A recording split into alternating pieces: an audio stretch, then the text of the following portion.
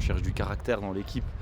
Comme on le dit, nous on veut que les filles elles sourire quand elles en bavent et pas montrer à l'adversaire qu'on est fatigué, montrer que du positif tout le temps. Donc oui, la phrase elle nous parle complètement, c'est bien que ça soit écrit en gros sur le terrain et qu'elle le voit. On peut pas se dire on part pour gagner une Coupe du Monde et puis que tout soit facile. Et forcément ça passe par des moments où il y a de la douleur, où il y a voilà, des efforts intenses.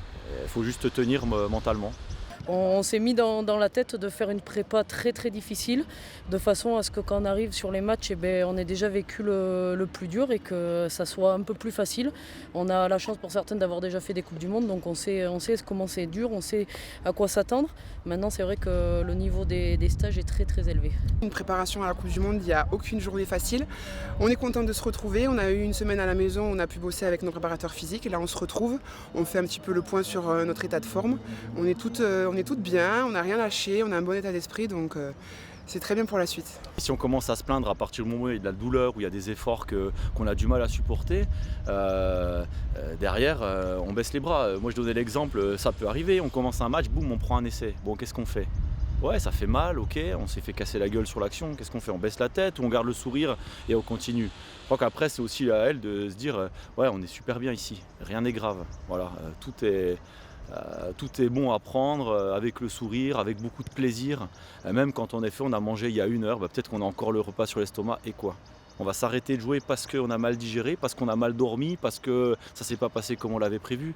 Non, il faut être capable de tenir, avoir cette force mentale, de se dire, quelles que soient les conditions climatiques, de sommeil, il peut nous arriver n'importe quoi, être en retard pour moult raisons, voilà, il faut être prêt à tout. C'est l'état d'esprit les meufs, et on l'a toutes. On a un super groupe qui bosse, on va cravacher à ce 5e stage et on va aller chercher quelque chose de beau. Aucune préparation n'est facile, mais c'est vrai que 2014 était difficile aussi, mais là le niveau a augmenté, les filles se préparent de plus en plus, on s'entraîne de plus en plus, donc c'est normal que la préparation soit plus difficile. On joue comme on s'entraîne, le staff fait que nous dire que si on a de l'entraînement difficile, on aura des matchs entre guillemets faciles. Donc voilà, on voit les matchs de préparation des Néo-Z, des Canadiennes, elles sont très très très prêtes physiquement. Donc si on veut mettre notre jeu en place de mouvement, de passe, de vitesse, il faut qu'on soit prête physiquement. Jouer les Anglaises, c'est un temps de jeu effectif de 40-41 minutes. C'est des grandes courses à intensité. Si on veut exister dans cette compétition, on sait qu'il va falloir être à la hauteur de ces grandes nations. L'objectif, il est clair, c'est aller au bout. Donc on se calcule par rapport aux meilleurs. Et les meilleurs à l'heure actuelle, c'est les Anglaises, c'est les Néo-Z. On a vu leur match, on sait que ça court de partout, qu'il y a des temps de jeu très élevés. Nous, on veut les faire courir, on veut être capable de tenir ce rythme-là et même d'être encore meilleurs. Donc il faut passer par une grosse prépa. Je trouve vraiment qu'elles ont changé et qu'elles ont franchi un cap sur cet état d'esprit.